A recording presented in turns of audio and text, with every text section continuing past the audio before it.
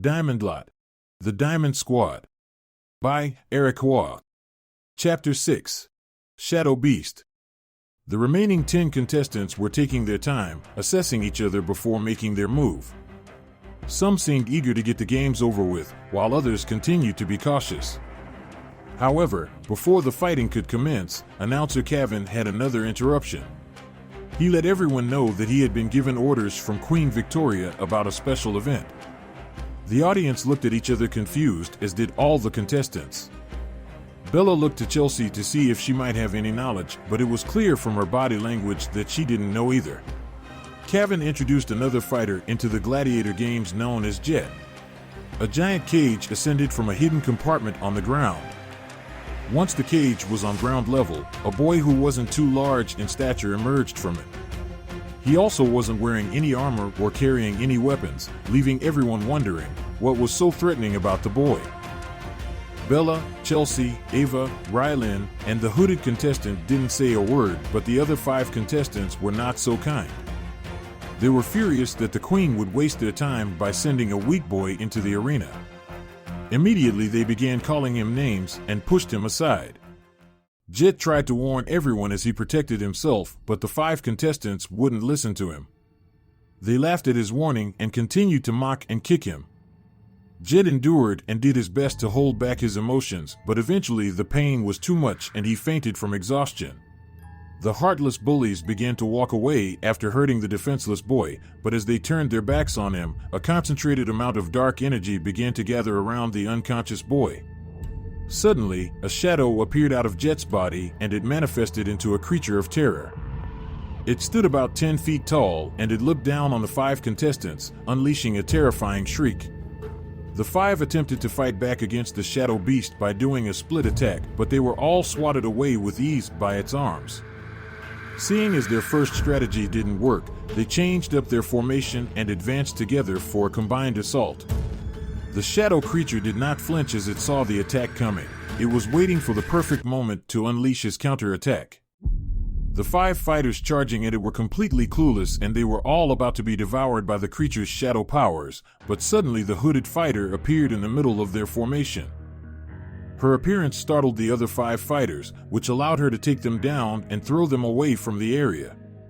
After the hooded fighter had successfully thrown away the contestants from danger, the shadow beast grew angry and attempted to slash the hooded fighter.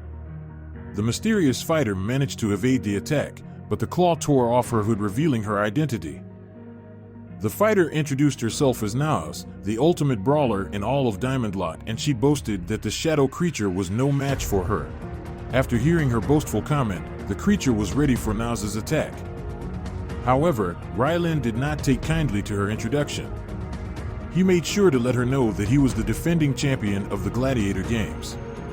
With just a blink of an eye, Naz appeared right in front of Rylin and unleashed a punch that sent the defending champ flying in the air and slamming onto the ground.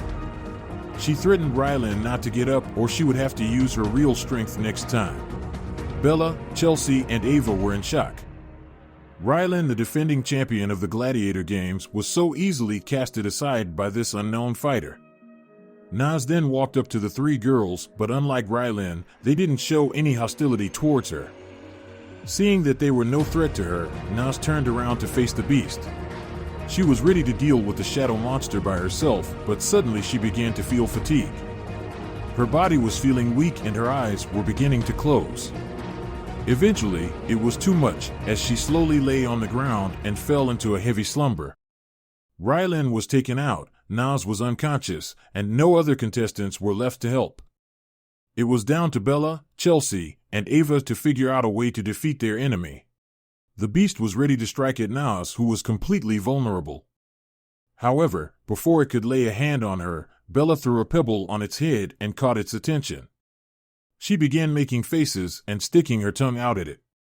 The dark figure chased after Bella, leaving Naz alone for Chelsea and Ava to carry and get her out of harm's way. Bella continued running as the shadow raised its right arm and slammed it to where it anticipated Bella would be. The initial collision missed Bella, but the shockwave it created knocked Bella off balance, tripping her on the ground. She tried to pull herself up, but the shadows had caught up and surrounded her. With Chelsea and Ava too far away to help, it looked like the end of the line for Bella. But Rylin rocketed back onto the battlefield and punched the hulking shadow right in the jaw. Upon his return, the audience began cheering loudly again. As Rylin recklessly charged into the fray, Chelsea and Ava made their way to Bella. Chelsea asked if Bella was injured and Bella assured her that she hadn't suffered any major wounds. However, she was extremely concerned about their current situation. She knew Rylin wouldn't be able to beat the Dark Beast all by himself, and it seemed as though this Gladiator games would not stop until they found a way to stop the Shadow Beast. Bella turned to the both of them and spoke in a serious manner. Knowing Ava was less inclined to fight, she asked her to stay hidden and keep Nas safe. Ava nodded and accepted what she was told. Bella then turned to Chelsea and asked her for help in taking down their grueling foe. Chelsea thought Bella was insane for thinking they could defeat the beast on their own, but Bella just needed her for one thing: being a decoy. Rylin fought his hardest, but his endurance could not keep up with the Shadow Beast. With another swipe of its arm, Rylin was sent slamming hard against the wall of the arena. While Rylin struggled to move, the creature raised its arm again to finish the job. That was when Chelsea jumped in and taunted the beast. It immediately took the bait and ran after Chelsea, who was regretting her decision and yelling to Bella that she owed her. With its attention focused on Chelsea, Bella was able to assist Rylin back up, but he refused, initially stating that he was the champion and he didn't need any help. Bella had enough of his boasting. She slapped him in the face and then grabbed him by the collar, telling him that she didn't care about his title. Her main focus was to survive with her friends, and she gave Rylin an ultimatum of choosing to help or not. Bella had gotten through to Rylin as he was wondering how they were going to defeat him. Bella told him that they were going to aim for the creature's vitals, and her instinct was telling her that it was going to be its heart. Bella's idea made sense, but Rylin wasn't sure how they were going to accomplish the task.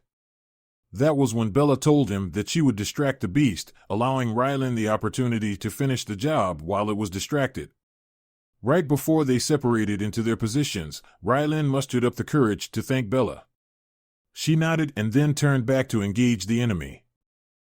Chelsea was still on the run, but the Shadow Beast was closing in, and it reached out its hand in an attempt to grab her. Bella lunged forward with a spear in her hand and drove the spear through the Shadow's hand and into the ground. With one of its hands trapped, the creature tried to slam Bella with its other hand, but she evaded the attack and then grabbed another spear she had found and thrusted it through the other hand to the ground. The beast was now temporarily immobilized. Rylin appeared out of hiding, leaping into the air with his sword aimed directly at the enemy's heart. He charged at the heart of the beast, but as the sword made contact against the Shadow's skin, something was wrong. There was no heart within the beast. Bella, Chelsea, and Rylin were all in disbelief as the Shadow Beast broke through its restraint and swatted Rylin in midair. It then turned its attention to Bella, preparing to slam its fist over her head. Bella was completely frozen and couldn't move, but Chelsea jumped in to push her out of harm's way. When the Shadow Fiend's fist made contact with the ground, the force sent Bella flying to the far side of the Colosseum. Thankfully, Bella didn't sustain any major injuries, but she was now worried about what might have happened to Chelsea. She bounced back up and looked at where the impact was made and saw that Chelsea was trapped as the debris of rocks was over her body, leaving her vulnerable for the Shadow Fiend to finish her off. However, when Bella looked over at the Shadow Monster, she saw that it was just waiting there. She was confused as to why their enemy wasn't ending the fight, and that was when Bella realized what was going on. She remembered the positioning of the shadow creature throughout the battle, and not once did it venture far away from Jet. Bella grabbed one of the spears on the ground and began running straight towards her new target. The shadow creature threw both its fists at Bella, but with her determination and focus, she avoided both attacks. She then slid the remaining way until she made it to Jet, who was unable to defend himself.